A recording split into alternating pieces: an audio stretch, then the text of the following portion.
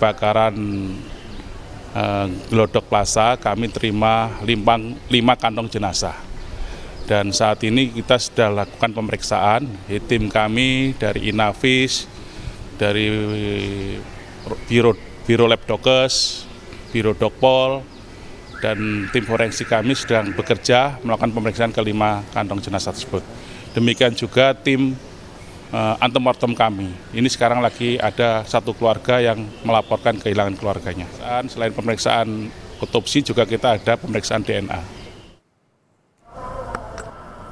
Kabid Yandokpol Rumah Sakit Polri, Kombes Heri Wijatmoko menyebut hingga hari ini sudah ada 8 laporan korban hilang kebakaran Glodok Plaza yang masuk ke Rumah Sakit Polri. Dari 8 laporan, 2 keluarga sudah dilakukan pengambilan sampel DNA untuk dilakukan proses identifikasi.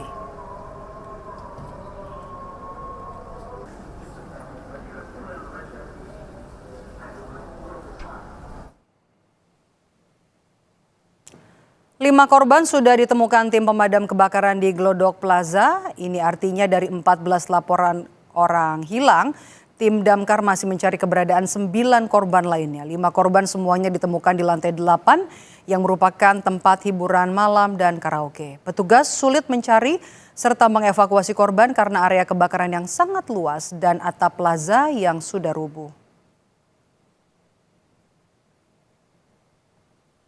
Korban di ketemuan semua, sementara yang 5 ini di lantai 8. Di lantai 8 korban yang ditemukan. Dan identifikasi bentuknya sudah memang tidak bisa dikenali. Kesulitannya karena sekali lagi areanya sangat luas. Kemudian lantai atap dari lantai 9 itu sudah rubuh, tertutup. Yang spandek dan seng itu tertutup areanya. Kemudian ada sekat-sekat ruangan juga, kabel dan segala macam. Jadi kita sulit untuk evakuasi.